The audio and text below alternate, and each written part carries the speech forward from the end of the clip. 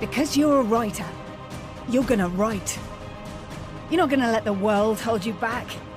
The everyday, the normal, the chores, the distractions. You're all about getting the words on the page, one after the other, and another, flowing freely, weaving tales never before told. That's who you are. Breathing life into characters, magically capturing a world you've blinked into existence. That is what you're gonna do. You're gonna write. Right after you've had a cup of tea and listened to the Failing Writers podcast. You definitely will. After that, definitely. Anyone got any news? Any writing news or otherwise? Well, I mean, I'm not getting married. If that's what you... Is that what you mean? Am I pregnant? That wasn't specifically what I was I'm not having asking. a baby, so...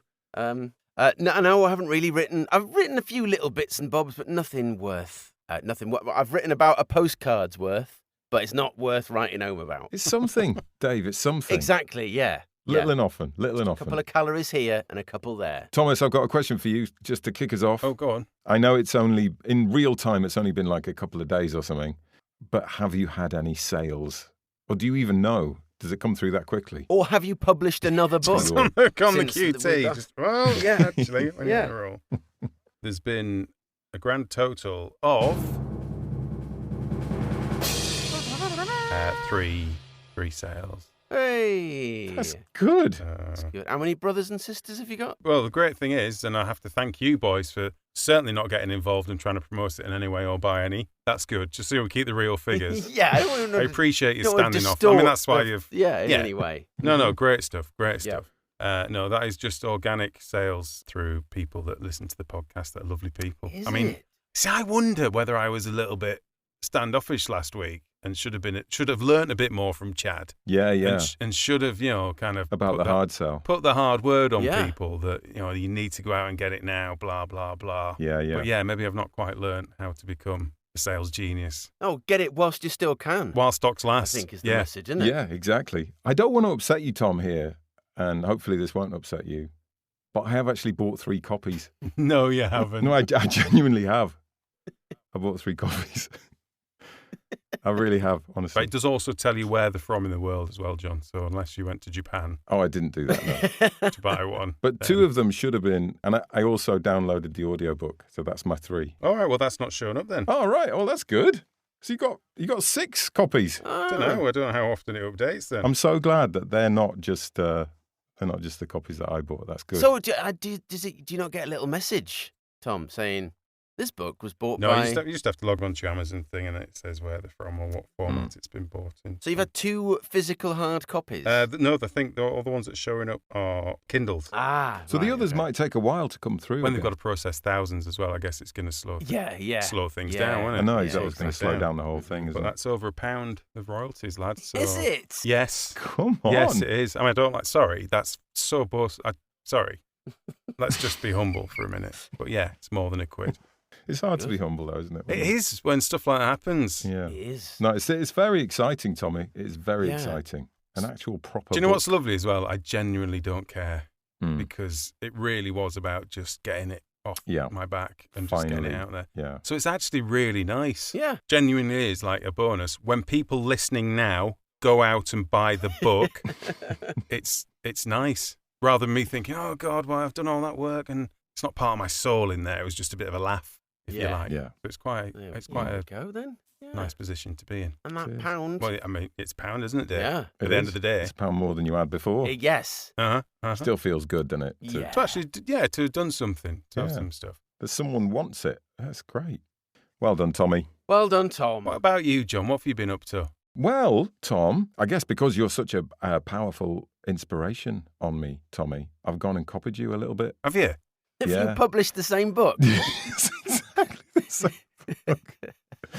No, I happened to spot a couple of competitions and calls for Lit Mag submissions. Yes. And I thought, screw it. What's the harm in having a go? Never going to get anywhere, but you're much less likely to get anywhere if you don't submit anything. You've got to be in it to lose it, John. Yeah. That's what they say. Exactly, isn't it? Tommy. Yeah, so it's sort of a similar idea to you, really. I just thought I'll chuck stuff in the pot. So I wrote a flash piece for the Bridport Flash Prize. Well, start at the bottom, why don't you, John? Well, yeah, no, exactly. Put in an application for Poet Laureate. Just little bits and bobs. Yeah. Just things that were like where the deadline was pressing. I thought they're quite good because they sort of focus your mind a bit. If the deadline's miles away, I'm not going to do anything. And did you see that one I sent you about elderly writers? Well, that was the one I was going to say. Yeah, the elderly one. Thanks for that. Brilliant. Yeah, a lit mag for the more mature lady and gentleman. Yeah. That was thin-skin.com calling for submissions. So I sent one to them as well, and to Stinging Fly. Oh, wow. So so they've gone out like little. And was that the same piece or that different pieces? No, different piece. So they're three totally different pieces. Oh, original works. Yeah. Brilliant. So there they go. Messages in bottles. Yeah. Probably never to be seen again. Oh, well done. Brilliant stuff. Done, it's a good little feeling, isn't it? It is. It's quite, I think what I'll do now is just forget that I did it and move on with my life. I think that was back to what I was saying about the sales thing, though, isn't it? Yeah, exactly. You get to the point where you think it doesn't matter because the aim was to send them. Yeah. That's right. That was your goal. Achieved. Yeah. Tick. Yeah. So, all good. I got some feedback from my copper friend as well. Hello. And I'm on target to hit one of my deadlines, and that was to send that novel to Joanna at the start of July. Definitely on target for that. So it's all going weirdly okay. Yeah. You're listening to the Failing Writers podcast, just in case you weren't sure. So let's talk about who we've got on the podcast today. We have the most excellent Mike Gayle, who is a journalist and a pop lit writer of a whole load of excellent books. And I didn't realise, according to his Wikipedia page, he's a friend of Danny Wallace as well. Yeah. I only clocked that after we interviewed him. That's a weird coincidence. So let's have a little chat with him. Dave, you weren't around. I'm not in this one, am I? In case you're listening, you're thinking, I don't remember this fella. Yeah, I don't have a great memory. But Dave getting really angry at the back of the interview. You guys didn't let me say anything. Cut my bit. Well, you've eaten me out. Why am I all that? What's happened?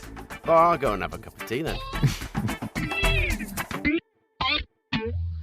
So have you just finished writing for the day, Mike? I was reading on your website. Yeah. Your working day normally finishes about 2:00 in the afternoon. Yes. Well, I literally have, although I've been doing accounts, and in the middle of writing, I got an email from my accountant just saying, can I have this? Are you like me as well, Mike? When you get an email from your accountant, before you even read it, you automatically feel like a slightly naughty boy.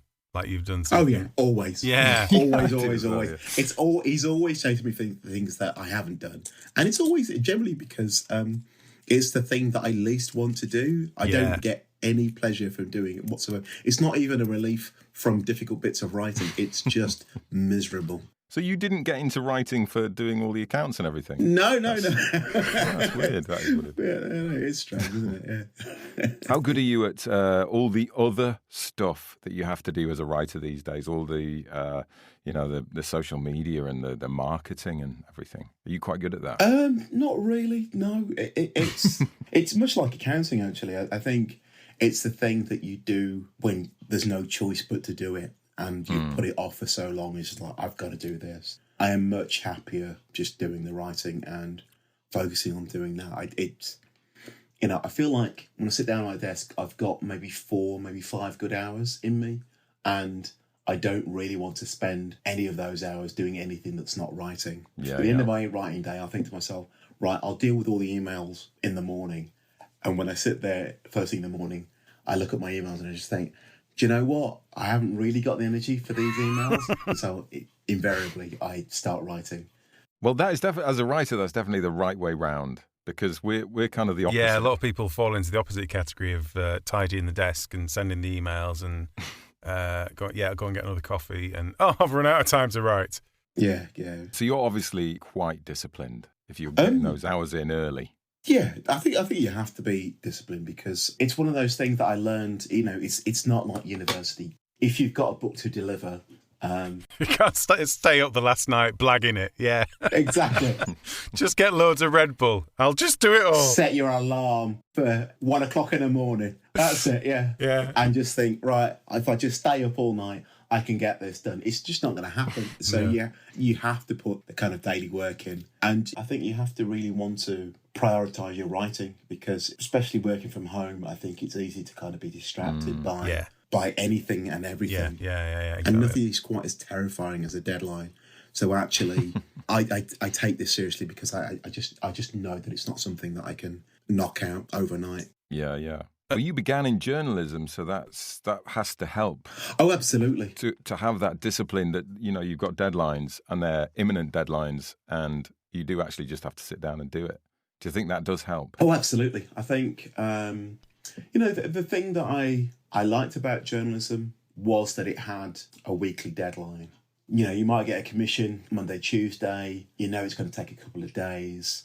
You sit down at your desk and know that within a couple of days you'll have a finished piece that didn't exist 3 days ago. Whereas with a book, it's endless, isn't it? It's endless. This is you could just keep going on the same book literally your whole life. Yeah, and you haven't, especially if you haven't got a deal yet, there is no one to please but yourself. And if you're like most writers, there is no harder person to please than the writer themselves. You do need a kind of external voice sometimes to sort of say, okay, step away from the manuscript and walk away. Mike, going back to your days of journalism, your early days, can I ask you the question that I would imagine that everyone asks you in an interview situation? Do you know what that question is? No, I was waiting intently. Surely everyone asked you about the agony uncle days. Oh yes, yeah. What was I thinking? Of course, yeah. It's because it was a really interesting job. So just for our listeners, tell us what that job was. So long story short, I just happened to be in the right place at the right time, which isn't particularly helpful if you have a burning desire to be an agony uncle or an agony aunt. Or maybe it was actually. I think, a lot of things are, actually in truth are about being in the right place at the right time. Opportunities do come at you. But for me, I graduated with a degree in sociology, but I'd been doing a lot of writing at uni, and I've been doing a lot of writing about music. And I kind of had an intention to be a music journalist. And then when I graduated, I moved back to Birmingham and got the opportunity to kind of write for a local listings magazine writing about music. And from there, I managed to get onto a postgraduate diploma in magazine journalism down in London. And while everybody on my course kind of wanted to write for The Guardian or The Sunday Times or The Telegraph, I suddenly pivoted and suddenly realised that really my burning desire was to write for teenagers. Because I'd grown up reading smash hits and absolutely loved and adored it. And it was the kind of writing that I really wanted to do. It was writing that was really funny and engaging, and that's the kind of stuff I wanted to do. And so I ended up freelancing for various teen mags and, kind of writing articles along the lines of how to tell if a boy fancies you or not and stuff like that. And Bliss magazine had just launched, and I had been writing for them, and they just called me into the office one day and said, we've realised we need a boy agony uncle, and we're asking quite a few people, do you want to have a go? And so I wrote some sample questions and some sample answers, and I got the gig. And it wasn't until I'd been doing it for about 3 months that I finally learned from someone who worked on a magazine. They hadn't actually asked anybody else. They were just, they just wanted them out in case I was really terrible at it. So it was just the right thing at the right time. And the nice thing about it was that not just that I enjoyed it, but also I think in terms of writing, it made me stand out from the pile. Yeah, definitely. What's the weirdest thing you were asked? Or did you make up all the questions as well? No, not at all.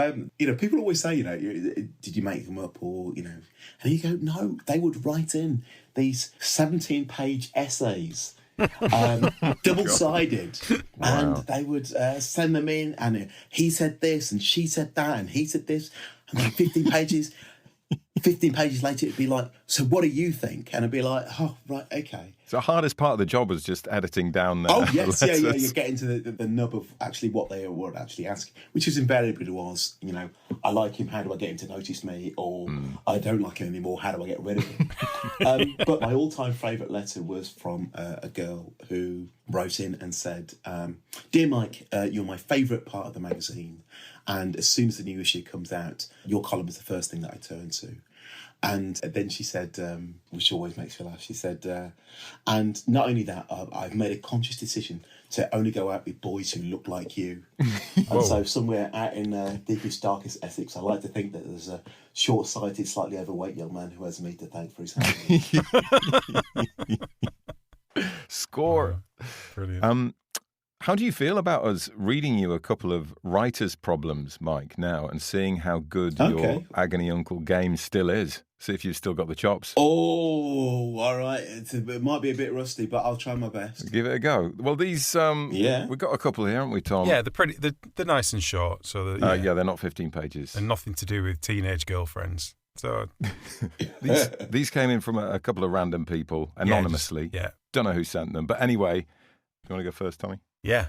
Dear Mike, I've always found it difficult to find the time to write. But then a few years ago, I made a terrible mistake and started a podcast, or it could be a magazine or something. Doesn't have to be a podcast. But this person's put podcast about writing, and now seem to have even less time to write. Any good advice for that one? Yeah. So I'd probably start with Dear Podcast. It could be any. Yeah, we don't know. We don't know who they are. Writer or whatever. Yeah. Yeah. It's not me. I suppose it's a couple of things. So I'd probably say, first of all, that maybe you need to pull in from the distractions a little bit and decide what it is you really want to do. I think it's really easy to kind of get distracted by the things around writing, especially with doing exercises and going to writing classes and all sorts of things, and actually forget that 95% of the hard work of being an author is actually sitting down in your chair in front of your laptop and putting those words down. So I think there's no getting away from it. There is no easy route. You've got to want to do that, and you've got to do that, and no one really can make you do that. I think secondly, and probably a little bit more optimistically, I'd say that it's easy to kind of get in your headspace that writing is all about writing all the time. So many people I meet kind of say, oh, I'd really want to be a full-time writer. And, I'm thinking about giving up my job so I can write this novel. And I'm thinking to myself, why would you want to give up your job? Right, your job is probably where you'll get a lot of inspiration, first and foremost. But secondly, you don't need to be a full-time writer. With writing, it's about just regularly turning up and making that commitment to regularly turn up. So, I'm good friends with Beth O'Leary, who wrote things like the Road Trip and things like that. And she used to write on her daily commute on the train. So she used to just get out her phone, and sometimes she couldn't even get a seat, and she would just write in her phone notes. And to me, that is absolute genius, because actually what you'll find is that writing becomes your little escape from the world. And so invariably, even if you've got an hour's commute, you'll be there. Well, hopefully if you're not driving and you're on the train, you can be there escaping from everything that's going around you and going into your little world. And so I think the key thing about writing is make that commitment to write and do it regularly, whether it's half an hour a day, whether it's half an hour a week, it all adds up. Yeah, my friend Jenny Colgan always gives some really great advice. She always says that if you write every time you hear the theme tune to EastEnders and you stop every time they do the dum dum dum dum dum, although I'm not sure it still has a Sunday omnibus anymore. But back in the day when it had a Sunday omnibus, if you did it on a Sunday omnibus as well, within a year you will have a novel, a first draft.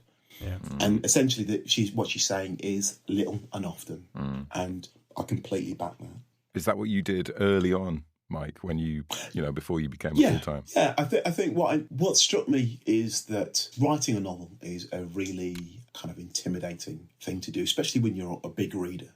If you're a big reader, you kind of think to yourself every time you read a book, you just think, how could I possibly achieve that? And then it really struck me quite clearly that the secret to writing is just to sit down and do it, and it all builds up. And it sounds really obvious, but I suppose the best way to describe it is it's a little bit like riding a bike. You do little and often when you learn to ride a bike, and you fall off and you get back on, and eventually a day will come when you are riding a bike. And the only reason you're riding a bike is because you've put all that time and energy into just learning those little bits and making those steps forwards.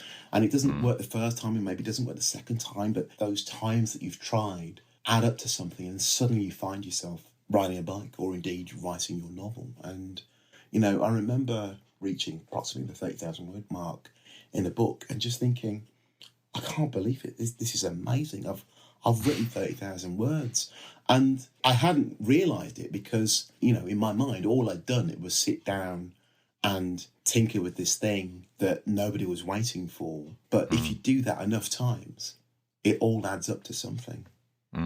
And not worry too much about word count. Just get there. Yeah. I always tell people it's not even about word count. If you're that sort of person, word count can be your friend, but invariably, if you're not, it can be your worst enemy. The best thing to do is to tell yourself the story in the way that you wanted to tell it. And that's the way to kind of get into it, I think. Yeah. Mike, you've done a great job there, because I think you've just answered the next two questions as well. Oh, right, okay. He's not lost it, has he? He's not lost it. Seriously. The agony, Uncle. Oh, my God. Wow. Cracked his knuckles, yes. Straight back in there. That was incredible. Thanks, man. So, I wanted to ask you about your latest book, A Song of Me and You. That's recently come out in paperback. Yeah. I'm about a third of the way in, and it's very much it's your usual thing. It's kind of grabs you, drags you in kind of book. But yeah, it's very enjoyable. Tell us where that idea sprang from. So, A Song of Me and You is about two people. It's about Ben and Helen. They meet as kind of 17-year-olds. And they're together for about a year, and then, for reasons that become apparent as you read the book, they break up. Helen goes on to become a teacher, and she gets married, and she has a couple of kids. And then when she's in her kind of early 40s, where the book starts, her husband leaves her for a younger woman, and she feels completely bereft. She feels completely at sea.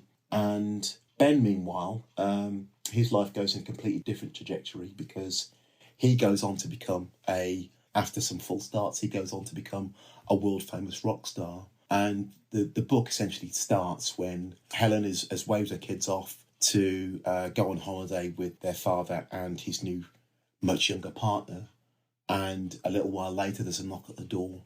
And after 20 years of no contact with him, there on a doorstep is Ben, the rock star. And the question is why is he there? And how indeed can they help each other? And I suppose I got the idea from... It was a couple of things that were kind of going on. I remember reading a quote from Jim Carrey, and I don't even genuinely know whether he actually said it, but he said something along the lines, or he's alleged to have said something along the lines of, I wish everybody could experience fame and fortune so that they could see that it wasn't the answer. And I thought, what an intriguing thing to say, because obviously, us mere mortals, we all think that, of course, fame and fortune has to be the answer. Yeah, easy for you to say, Jim. Yeah, exactly that. Easy for you to say, Jim. And then you kind of think to yourself, so we wouldn't even listen to somebody who is there on the front line saying, this is not the answer.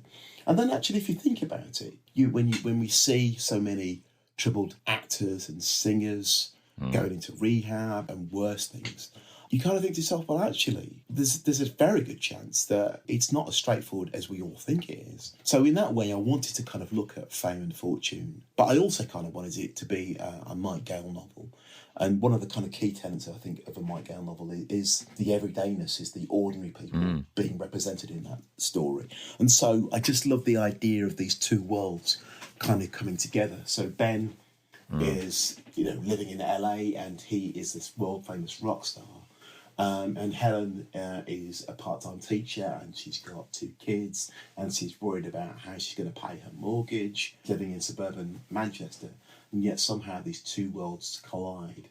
And with it kind of comes, I think, a lot of humour, but also a lot of emotions as well. Mm. So that's where the idea came from. I read somewhere that you describe your writing as pop lit. Yeah. I quite like that. It seems like there's an obvious answer to this question, but what's your thinking behind that term, pop lit? My thinking behind that term was that I was getting tired of this idea that literary fiction was the only worthy kind of fiction. Mm. And, you know, there's no judgment about the term literary. It just is. But if you talk about chick lit, lad lit, there's a certain dismissiveness about it, about anything that seeks to be popular, about anything that seeks to be anything less than like highbrow and erudite stuff. That's it, yeah, highbrow and erudite, exactly. And it struck me that actually you don't get that same kind of judgment with pop music. You know, pop music is quite a broad kind of family, really, if you kind of think about it. You know, Sex Pistols, essentially pop music. Boney M, pop music. And so it's just music that is meant to be popular. It's music that you hear on the radio. It's music that the Radio 3 doesn't tend to play. You know, it's music that people can immediately hum along to. And there's also, I think the thing about pop music is there's a familiarity there. So even though it's a brand new song, within 2.5 minutes or 3 minutes, you feel like you've known it all your life. And you almost kind of think to yourself, how could somebody possibly have created this? Because surely it's always existed, because it's that hummable, that immediate, that approachable. And I just think that actually there is a lot of really good literature out there that is pop lit, that has that very same essence. It's not about being po-faced. It's not about describing trees or telling you about skies. It's just about telling a really good story in a really entertaining and engaging fashion. That, to me, is pop lit. Well, you've been doing that for a very long time now. How many books have you got under your belt? Do you know what? Every time I'm asked this question, I always feel slightly embarrassed, because I never thought the day would come when I had forgotten exactly how many books. Oh, that in itself is quite impressive, isn't it? Yeah. That tells you how many. Yes, but it is slightly confusing in as much as I did write a quick read, and I've also written a book of non-fiction, which is called The To-Do List. So I never know whether to include that. But I think the answer is 17 novels or 18 books. But I also never know whether to include the book that I'm writing on as well. So, you know, it hasn't been published yet. I don't know. So it's, around 18. And a half. Ish. Yeah. Are those all the books you've written, or have you written some that have never seen the light of day? That is an interesting question. So, in as much as the answer is no and yes. My Lizard Girlfriend was my first novel. And every novel that I wrote for about 10 years got published. But what happened was, with Turning 40, which was my first sequel, long story short, I wrote a version of Turning 40 and spent a year working on it. And it was like pulling teeth. It was just like trying to put a square peg in a round hole. And I just forced it and was shaving bits off it. And eventually I got every square peg into a round hole. And the minute I'd done it and the minute it was finished, I realised that it was just the wrong book. Everything about it was wrong. And so I completely ditched it and started again. So it took me another year to kind of get that finished, but that was the right version of Turning 40. So Right. So similar themes, similar characters, but just completely different. Different story. Oh, wow. Yeah. So it wasn't even a matter of taking this one apart and putting it back together. Everything about it was wrong. So I just had to go back to the beginning and tell the right story. That's only happened once in 18 books. Yes. Bloody hell. It was, and I can tell you the reason why. With hindsight, I can see what was wrong with it. And there was a distinct change in my writing, or the way that I wrote, pre that version of Turning 40 to post that version of Turning 40. So pre that version of Turning 40, I never used a plan. I would just sit down. Right. I would have a vague idea of where I was going, what the story was going to be about, and I would just write. And then post that version, it dawned on me that had I planned out this novel, had I mapped out that initial idea, I would have seen exactly what was wrong with it. Right. And that was like a real light bulb moment for me, because I kind of thought to myself, right, I could have saved myself a lot of stress. You were like about 10 books in by this time, weren't you? Yeah. I could have saved myself a lot of stress just by actually just sitting down, just thinking, what is this book about? Where is it going? And so now, before I write a single word, I plan out my books to such an extent that I now know not only the beginning, middle, and end of every book, but I also know the beginning, middle, and end of every single chapter. Wow. And what that means is, rather than cutting words, because it feels like just, setting fire to hard work or setting fire to money, all I'm doing is I'm sitting down, loads of sheets of A4, and I'm trying to map out where I think the story's going, and I'm thinking about it in my head. And generally speaking now, when I come to sit down, I am much better prepared. I know who my characters are, what their motivations are. I have a better idea where the story is going. I've worked out a lot of the kinks that previously I would have worked out on the page. And I've still got mates who they just go by the seat of their pants. And I think, great and power to them. And that's absolutely brilliant. But I just can't do that anymore, because I feel that pain. I'd sooner spend a bit of time working things out. And if it's not working, I could just toss it away, get a new set of paper and start tweaking it. Those tweaks, it just feels like, you're not committing. When you start writing, it feels like you're committing to something, but then you're also committing to all the mistakes that you might make. And, it's much harder to kind of untangle. Whereas actually, if you plan a little bit more, if you're thinking around a little bit more, you can work out quite a lot of those kinks before they actually appear. And so I'm doing all of this tweaking away from my computer before I actually set off. It's a bit like deciding you're going to drive to Scotland and instead of looking at a map, just going, I think it's this way. Or you could look at a map and go, oh, actually, it's this way. And what do you think? It's really interesting. What do you think was different about that specific book? You'd done 10 before, and then suddenly you get to that one. Wonder what happened there. It was my first sequel, and it's the one and only time I've done a sequel. Right. Yeah, and sequels are different, aren't they? Yes, yeah. In their character arc, the characters have already arced. So where do you take them next? Yeah, it is different. And I think it was because, so it was a sequel, but it was 10 years on. So in a lot of ways, that was the only reason why I decided to do it, because there was enough time that had elapsed for me to kind of think, okay, it would be really nice to kind of revisit these characters. But also at the same time, I was aware of the fact that I'd never done a sequel before. And so you're taking these characters you've written about before, and you've got to remember where they were. And I just don't think it was the right thing for me. Not as much as the sequel. I think that it ended up being a really good sequel, and I was really happy with it. But I'm always trying to do something different, and I think it might just have been a kind of combination of all of these things kind of coming together and just going no. Or it could just be that flying by the seat of my pants had worked 9 times before this, and 10th time it just didn't work. Yeah, I guess it was just the luck of the draw. Yeah. Do you think if your publishers came to you and suggested a sequel for one of your other books, would you be like, oh, I'm not that keen on doing the sequel thing, actually, I'd rather go for a fresh one? Or would you be up for that? I think I've got friends who because they know they're going to write sequels, they leave their books in a slightly different state. But that is a different thing. You're right. That is a completely different thing, isn't it? Sowing a few seeds for the future rather than going, oh my God, I tied up all the loose ends. Exactly. Yeah, that's a really interesting point. Yeah. Yeah, you've got to pick the things that you kind of really completed. So but at the same time, my general rule of thumb with sequels is there has to be a story to tell. I'm not going to do it unless there's a story to tell. And that was why I did Turning 40, was because I felt like, much like, your perspective on life at 30 might change, 10 years on.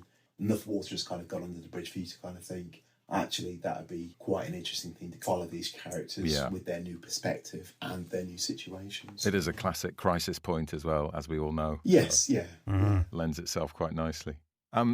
You said in an article that I read, yes, I'm going to quote you now. It must be really annoying when people quote you back to yourself. It's always on black writers to define themselves. white writers get to be whoever and write whoever. But I always think every time you define yourself, you're making your world smaller. Real freedom lies in not defining yourself, in just being who you are and getting on with what you're doing. Yeah, I was going to ask you, have you ever felt a pressure to reflect, like specifically Black experience? Or have you just managed to kind of circumnavigate all that? I've managed to circumnavigate that, I think. Generally speaking, I think it's really interesting, just the fact of having to define yourself in that way. It's one of those things that I think as white writers probably don't really realise that there is a certain privilege in just being able to kind of write these characters. I think certainly in the Western world, there's an assumption that if I was to write a character and if I don't say this person has brown skin, they are naturally assumed to be white. Right. And it's the weirdest thing. It's like, well, why?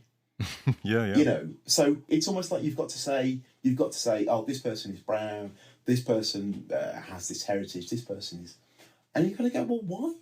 I've read plenty of books written by white writers where they never mention, you might be able to infer certain things, but you can't say for certain.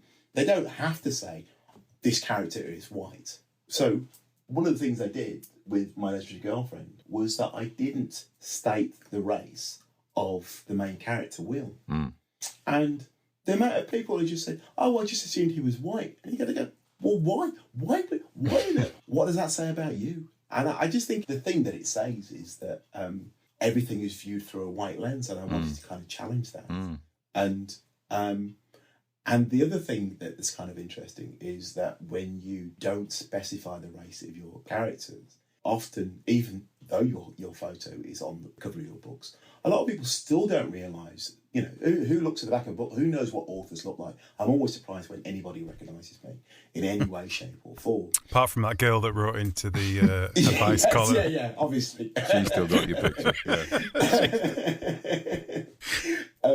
So, the number of people who say, I read that book, I didn't realise you were black. And I go, why should you? Why should you? There is absolutely no reason you should know whether I'm black or white or, it's just one of those things. But you've never felt a particular pressure to write in a particular way, presumably, for either from publishers or from, a readership. No, I think I've always... the thing I wanted to do was establish my stall. And by establishing my stall with My Legendary Girlfriend, I made it clear that I could write whatever I wanted to write. Yeah. And write about whomever I wanted to write about.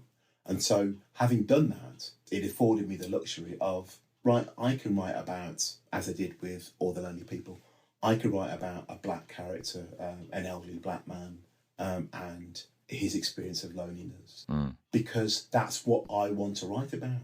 I want to write about it. There was an interesting thing, I don't really remember it, Monica Ali wrote about, it was not her most recent book, but the book before that, when that came out, and it wasn't about the kind of Indian characters, and, people were just like, but it didn't feel like a Monica Ali book, she wasn't writing about these things, and it was always like, get back in your box. You write about the things that we tell you to write about. Yeah. It's just outrageous. It's outrageous that you should be forced into this area, that you're not allowed to write about the whole of human experience in the same way that white writers have got a right to.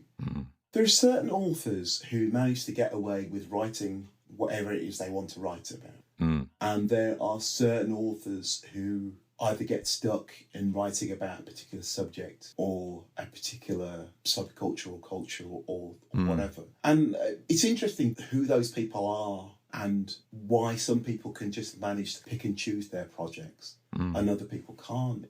To be honest, I don't really know the answer to that question.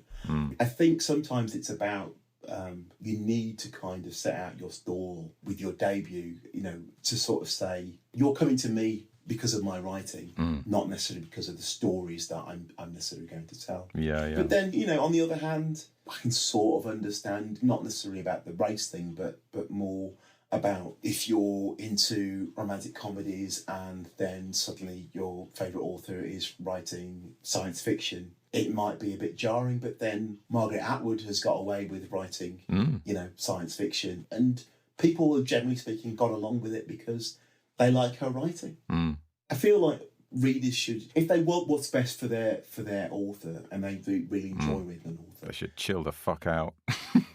just chill out a little bit. And because what you don't want is somebody who is just doing the same thing time after time because they're scared of doing something else. Yeah, they're playing to the crowd, yeah. Yeah. It's fine if they're happy doing that, but if they have a burning ambition to kind of just get something out of their system, then why not? Some experiments work, some experiments don't work, but I think you've got to understand that as writers, one of the things that we're always thinking about, what if? And sometimes that even involves our own lives, about, what if I wrote something like this? What if I did something like that?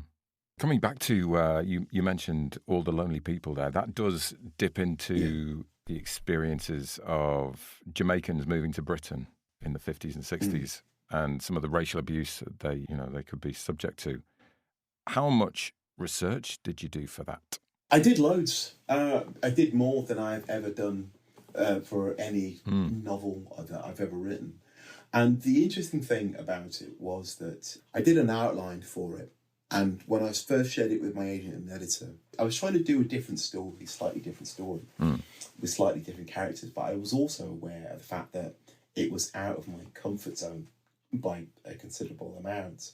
So I knew that it was going to have two timelines.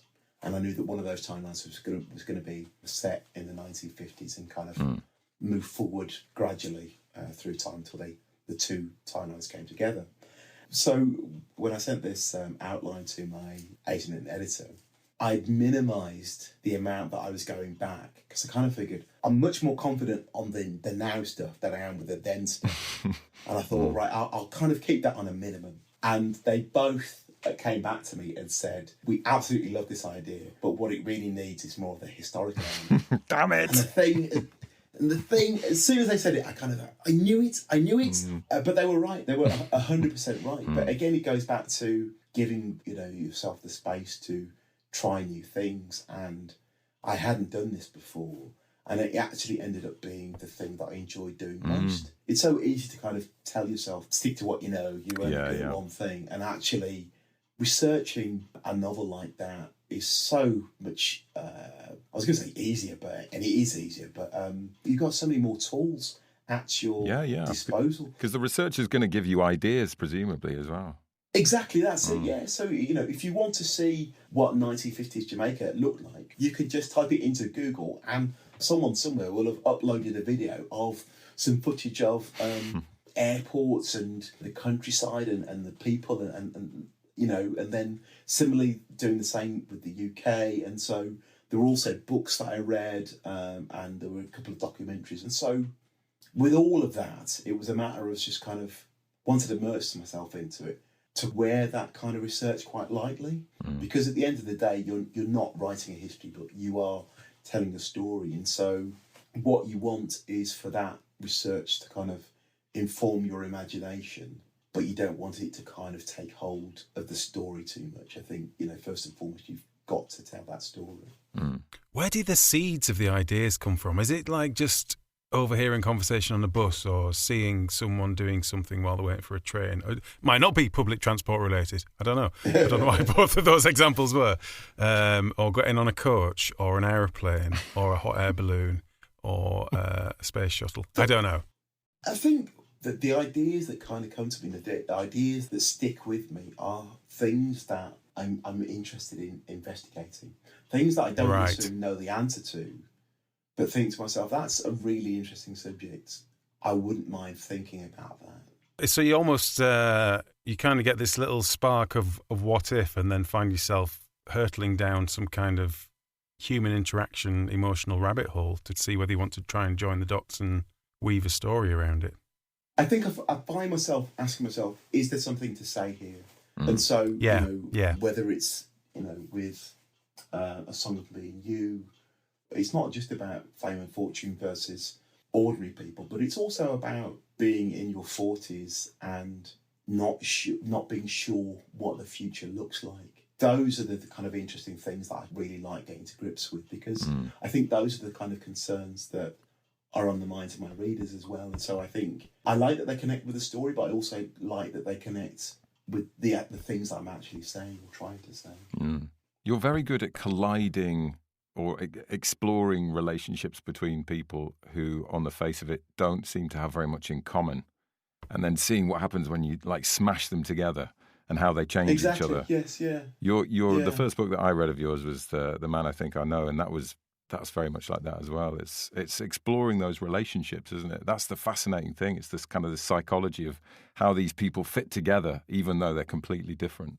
Exactly, and I think it's also about, I suppose it opens up the idea that maybe we can all fit together, when we're forced together, that we can find a way through, even though we sometimes are very different. And I think, you're right. I think there's a lot of dramatic action that can be had from that, but also I think it kind of speaks to wider society about so much of the world seems now to be, whether it's politically or socially, everyone seems to be sticking to their own corners. And I think life is far more interesting when there's difference and when we can learn a lot from each other. I think when you're in this kind of echo chamber, you're only ever going to hear the things that you already feel kind of brought back to you, sent back to you. But I think when you are out there with different people, you learn and you grow mainly because you have to, because you have to kind of make things work with people who are not you and possibly don't see the world like you. Yeah, and you can't just make them go away either. They're still going to be there. Yes. You can ignore them. They will still be there. Surely it's better to try and interact with people, even if you don't agree with them. Oh, yeah, let's just all live in one big happy society. Why don't we do that, people? Is that what we're going to do? Shall we? Imagine. Well, it's either that or we stay in the world where we all stick to our corners and we all just parrot the same things back and forth to each other. Yeah, in little echo chambers and just gradually getting louder and louder. And I'm with Mike. I'm getting my sandals on. I'm joining a commune. I'm going to practice holistic medicine. That's a beautiful thing to end on. Thank you, Mike. Yeah. That's a lovely thought. My pleasure. To round us off. Yeah, hopefully we've gone somewhere towards world peace in the conversation. That'd be That's what we're all about here on this podcast. Absolutely. No, thanks ever so much for your time, Mike. Thanks for joining me. Absolute pleasure. Thank you. Thank you, mate. Take care. Cheers. Ta-da. Bye. See ya. Right, well, the obligatory, wasn't he lovely? Lovely. Was lovely. And as was my cup of tea. The cup of tea was lovely, and he was lovely. It was a very beautiful thought, that, though, wasn't it, at the end? Yeah, let's move towards world peace. It's difficult to argue against it in many ways, isn't it? Yeah, I mean, what sort of person would say no, actually? No, I don't like the idea of world peace. I don't want to compare myself to Mike and his success. Okay, cool. But I realised that... Oh, you are going. Right.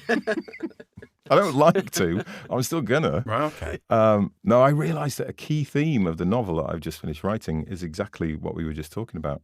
But again, after we'd finished the interview and, listening back to it, all about people, kind of retreating into their silos and refusing to view the world in any way but their way. Blinkered. Yeah, exactly. Like a horse. Yeah, like a police horse. Yeah. I was listening to Dermot O'Leary's Sounds of the 90s whilst out for a run the other week, just after we'd spoken to Mike. And on that show, his guest that picked a couple of tunes was Lauren Laverne. Oh, yeah. Off of BBC Six Music. Correct. Yep. And Des Islanders. Previously of the band Kaniki. Yeah. And she said she'd written to an agony column. Oh, really? She made up a story and written to an agony column in just 17, I think it was, because there was a prize of some trainers that were the same that Ad Rock had from Beastie Boys that she really wanted.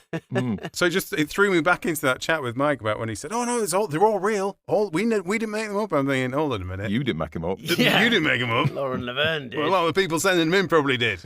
I can imagine. He must have been a brilliant agony uncle. I think so. Just his bedside manner, his chilled out manner. Yeah, spot on, wasn't it? Spot on. So I wanted to say if you do like the sound of his books, like Mike himself, they are lovely, intimate portraits of humans interacting, lots of humour and compassion.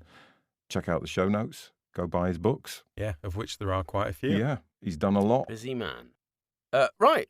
Speaking of Yeah. books, we seem to be struggling for a link there. But I thought books and writing was quite a good. That's a good. Hey, I that's a mean, good link. It's yeah, why nice, not? actually. We Does fit in That's with a lot of very the stuff, smooth. doesn't it? Let's talk about that a little bit. Yeah. Well, let's do something that I'm involved in. Why not? So we're going to move on to our semi-regular feature of looking at some of our fabulous listeners' works. So what have we got this week, Tom? This week we have got Under a Blood Red Sun by Aaron Brooks. Now, he sent this in and it tweaked my interest gland.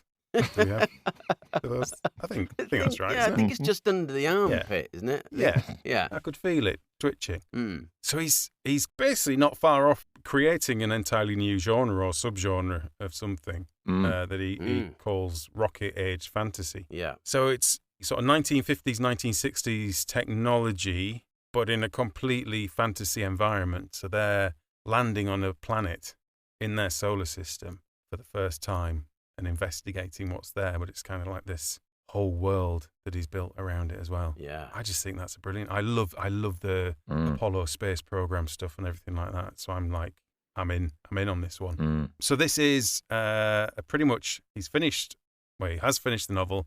He's got an agent, and this is going out on sub in the next few months, he says. So that's probably about now. Yeah. But yes, Exciting. who's reading this one? I can do this one if you Go want. on, John. Go on then, take it away, Johnny Let's have a boy. listen to chapter 1. Under a Blood Red Sun by Aaron Brooks. Chapter 1. Shanreh stepped onto the elevator platform, standing shoulder to shoulder with his crew, glancing up at the single and thinner than he recalled steel cable separating them all from certain death, exhaling sharply through his nose, breath audible inside his helmet. The crane jutted out from the midsection of his rocket, suspending them 200 feet in the air, its gears whirring, clicking, and groaning as it inched them down to the surface. "My beloved, what a view," said Shanreh as he gazed at the new world. Conquest 3's 400-foot frame cast a sword-shaped shadow across the plains. A violent wind whipped, bending the tall grass back and forth, as if each blade were bowing to their newly arrived masters. Beyond the genuflecting sea of yellow and green was a wall of trees with thick black trunks and leaves a brilliant crimson colour. They, it seemed, would bow to no one. The unending forest stretched from the 27th parallel in the north to the 16th in the south, wrapping itself around Harema's habitable zone like a belt, broken up by mountain ranges and oceans, hemmed in by endless sheets of ice. Shanreh was 12 years old when his father had shown him the black and white photos captured by the intrepid probe. Ever since that day, he'd acquired an unquenchable thirst to know what creatures call that place their home. And now, here he was, no longer looking at grainy pictures with little detail. Harema was right in front of him, glorious and vivid. They cut it close, landing less than a quarter of a mile from the Thalys Ocean. Lucky we didn't end up in the drink. Waves chomped at the shore, spraying water into the air, droplets shimmering as they intermixed with Big Red's rays. The star was 31 million miles farther away than Shanreh was used to. Odd seeing it so small in the sky. The platform touched down with a final clack, a halting momentum making Shanreh grunt, beads of sweat trickling down his forehead and the small of his back. Shanreh had trained with weighted vests for over a year before launch, exercised for 5 hours a day during their journey through the void, and still he felt weak, dizzy, nauseous. The gravity was oppressive, an invisible hand compressing his spinal column. The 1.151 Gs added almost 30 pounds to his 180. He adjusted his posture, extending his neck, fighting to stand up straight, to make it look effortless. Shanreh unlocked the gate and slid it open, looking over his shoulder, making sure the cameraman had a clear line of sight. In 2 minutes and 45 seconds, the feed would get back to Mission Command, then to projectors in homes all over Thea. Shanreh's foot hovered for a moment, flirting with the dew-speckled blades before stomping down, grass coming up past his knee. He took another step, and with both feet firmly on the new world, he opened his mouth and... What's my line? The joy, the emotion, it had muddied his brain. Something about an era of... Oh, shit! Say something. Billions are watching. He cleared his throat, reaching out. Yes, he knew he was supposed to reach out to... Right, that's it, the horizon. A new horizon dawns for Azoya upon the breach of Harema. That wasn't it. You fucking fool. As Shanre cursed at himself internally, the line came to him. We have breached Harema's horizon, ushering in a new era of Azorian dominance. Trying to say it over again would only be acknowledging his gaffe. Not something a man like Shanre, a man of honor, was wont to do. Better to brush mistakes aside and keep moving. Shanre raised his chin, reaching back, holding out his hand as one of his talons passed him the Azorian flag. In the name of Iomastra, his beloved son and Emperor Thalus, I hereby lay claim to this land for Azoya and its people. Shanre speared the pole into the ground, but it was hard, the grass bunching together. Allow me, Captain, said Commander Razad, coming toward him. Shanre couldn't see Razad's shit-eating grin behind the tint of his helmet, but he knew it was there. His friend since flight school, Razad Thelist, never missed an opportunity to compete with Shanre or take the piss out of him. He was taller and stronger than Shanre, but not as quick, on his feet or in his mind. That was why Shanre was the first man to walk on Harema, and Razad the second. Together they buried the pole in the ground, then embraced, looking up at the red flag fluttering, black swords at its center dueling, making an X. I'll be righteous. It's good to see you, crackled a familiar voice in Shanre's ear. Mission Chief Damon Grant sounded raw with emotion. We're just receiving the footage now. You're as clear as day. He could hear boisterous cheering in the background, garbling the connection. Feedback from the jubilation overwhelming the speakers. To say we've got some excited people down here would be the understatement of the century. It had been a long, arduous, and oftentimes tragic journey for Damon, Shanre, and everyone else working on the Conquest mission. Watching his brothers and sisters in the Azorian space program burn up as they entered Harema's atmosphere during Conquest 1, as Conquest 2 exploded on the launch pad, cremating everyone on board. It had cost him sleep, sanity, and a relationship or two. Despite his mother's pleas not to go, when Shanre's name was called to be captain of Conquest 3, he'd said yes without hesitation. Hearing his men back in Orsos cheering for him brought with it an inconvenient pang, the sting of tears building at the corner of his eye. He cleared his throat, and the emotion along with it, getting back to the task at hand. Bring him down! As the crane whined, hauling the platform up to the shuttle's midsection, Shanre borrowed an Imperial Talon's rifle. He looked through the scope, scanning the grass. For what? He didn't know exactly. The pictures from space didn't offer much detail of Harema's habitable zone. What they could see, however, was a black mass moving across the plains, a herd of some kind of grazing herbivore, and where there was prey, there had to be something that ate it. Shanre was excited about a great many things on this mission, hunting and killing Harema's apex predator being at the top of the list. Despite the gravity, in that moment he felt light, like a weight had been lifted off his shoulders. After a lifetime of fighting and clawing his way to the top, he'd finally done it, reached the pinnacle, the first Thayan to set foot on the new world, a friend to Emperor Thalus, and, if I play my cards right, governor of this new colony.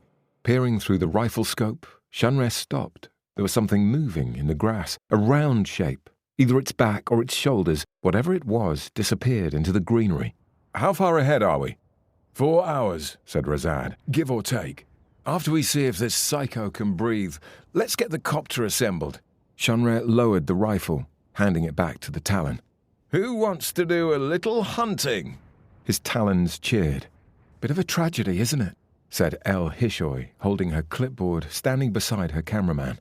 Even in her containment suit, Shanre thought the liaison for the propaganda ministry looked ravishing. That HGK is the first Thayan who gets to breathe Hareman air. Indeed, a dreadful tragedy.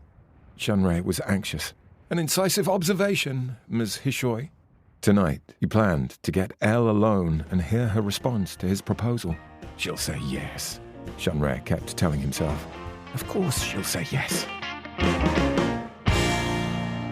So we should probably say we were sent 3 chapters and a prologue. Yes. So our listeners won't have, the full access to what we've read. Yes. But just to give you an idea, in the next couple of chapters, we meet a group of convicts who have been transported to the new world with the express purpose of using them as guinea pigs to see if the air is breathable and there are no viruses. Yeah, and what plants might be edible. And brilliant idea. Love it. they're like the canaries in the mine. Yeah.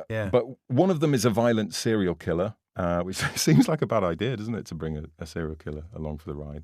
And there's also one guy who's been wrongly convicted. Well, we don't know that, do we? We don't know. I don't think we know that, whether he's been wrongly convicted. He does talk about being innocent. Well, he doesn't talk about the third-person narrative narrator kind of. Does he? Yeah. Have I got that wrong, Tom? No, I'm sure that's right. I don't know which side of the fence to come down on this one. I don't think it did. Because I thought that was quite nice. 20 minutes later, It is a shame that our listeners haven't heard all 3 chapters. What we're actually talking about. Let's talk about something that nobody listening has got any idea what we're That talking we're about. not sure about in our own minds, and our listeners have no way of finding out. Yeah, but I liked the fact that we were given a little bit of information about this guy, that he had a good job and he had a lovely wife and he had one kid on his shoulders and another one on the way, which was a really nice sort of evocative image, but that something has clearly gone horribly wrong and he's ended up being arrested and convicted of something, but it didn't go into detail of what he was convicted of. No, it or doesn't. whether he's Right. actually But it does. guilty It or does not. talk about how, there's a line: the injustice of his situation made him want to punch the walls of his cell until his knuckles But that could be the bled. injustice of being sent to another planet to die. Yeah. It could, but But there are other no lines as well. specifics in there. But I thought that was Yeah. a brilliant little, well, not even a twist, but part of the story moving on with the convicts and the ne'er-do-wells that have been sent as, like you say, canaries. I love that idea. And I think it was so good because it kind of layered up all these different parties within the narrative that were almost in little separate. So you kind of start off with in the bit that you've heard of the first kind of people landing on there, the first out, planting the flag. And then we move back through, and all that's still going on. You've got those people, and it's like, how's this gonna? What's gonna happen? Like, are the convicts gonna get out there and set up their own town on the planet, and then it becomes like a fight between the settlers? And I thought it was just a brilliant setup for it. Yeah, because it's a beautiful parallel with how we used to send convicts out to Australia back in the 1800s, or whatever it was. But I'm going to be brutally honest, right? Uh-oh. Brutally Brace honest. yourself, And Aaron. he did ask us to be brutally honest. He did. So I'm gonna go for it. I'm gonna go for it, right? I struggled with the first couple of chapters, and I'll tell you why. There were a lot of names. Oh, Dave's funny with names. He's not good with names. They weren't proper names like Dave and Bob and Fred No. and Sue. There was a lot of information taken in, place names and people's names that were sort of difficult to pronounce and get a handle on, and I found myself a little bit lost. But then it hit that third chapter when it started talking about these sort of convicts who've been transported to another planet as guinea pigs, as like you said. I thought that, for me, that is a brilliant way to start. If I was going to be utterly brutal, I would get rid of the first couple of chapters and start with these convicts landing on the planet, not really knowing what was going on and the injustice of it all. I think that's a great sort of setup. Was that partly because the killer's name is Zilla and that rhymes with killer? That's right up his street, Is isn't that it? why you like that chapter? That's a name that I can Yeah. get on with. Yeah. And there was the other guy, Mr. Minnocent. But yeah, no, I was like, I thought that's a really interesting. It is. It's great. That's why I story, mentioned it, yeah. because it gets into the real meat quite quickly, doesn't it? You start talking about the. I actually really like chapter 2 with because the chapter 2 is when the serial killer comes out, doesn't he?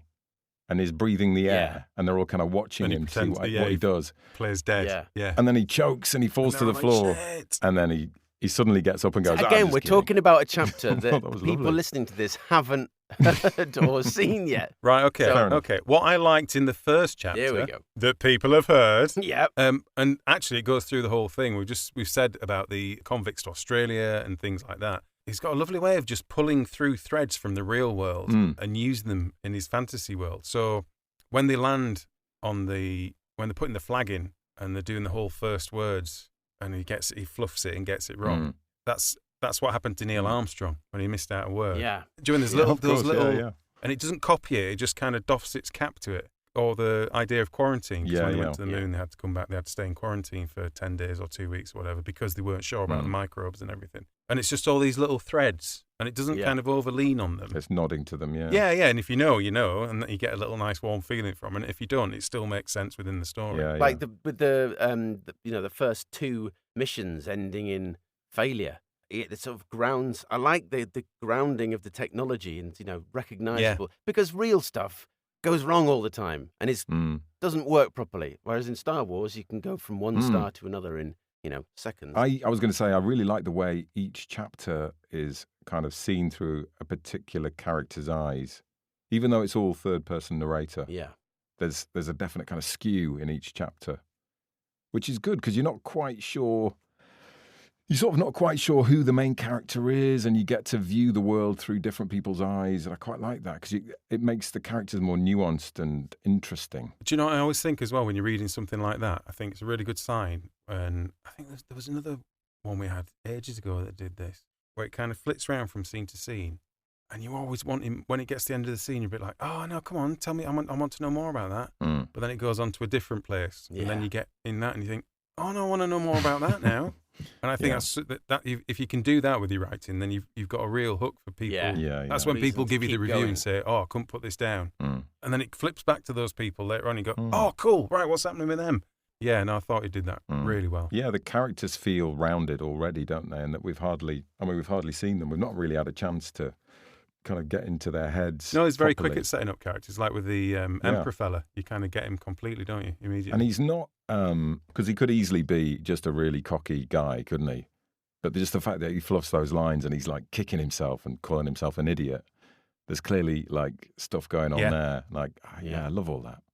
You want everyone to have complex motivations rather than just be, dead straightforward. And there's some really nice little subtle bits in it as well, which I think it shows a quality of writing. Like there's a line about how he's not used to seeing the sun that size; it's a different size, which is just a great way of saying he's not on his own planet. He's however million miles away, without going into boring exposition about this planet was X blah blah blah blah blah blah. Yeah, but it's just a nice literary poetic way of spelling it out. So and the little detail about how they're all heavier than they would be on Earth or wherever the other place is. In the New World, they're much heavier, and so all of their movements are like clumsy. It made me laugh that there's an exact measurement of how much heavier. Oh yeah, which just stuck out like one of those things where you go, right, I'm going to have an evening of writing.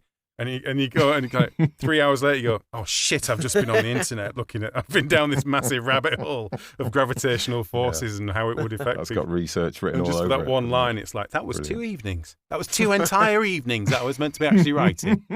And what have I learned? They'd be a bit heavier. Basically, I just need to make sure that whatever they do, generally they're a little bit heavier and things a bit harder. But yeah, that did make me titter. But no, brilliant. Yeah, no, I enjoyed it. Good work, mate. Yeah. I look forward to reading more when it's out. Which shouldn't be long now, I'm sure. So, keep your eyes peeled. Yeah, people. we'll link it in the show notes and stuff if we find out, won't we? I mean, people should be able to find it one way or another, won't they? It's like with my book, really, isn't it? Thinking about it, that's out currently that people can purchase. It is. It's just the same thing. Because they just need to go on, search Amazon for 2-hour sales Bible. That's right. And buy it in whatever format they want.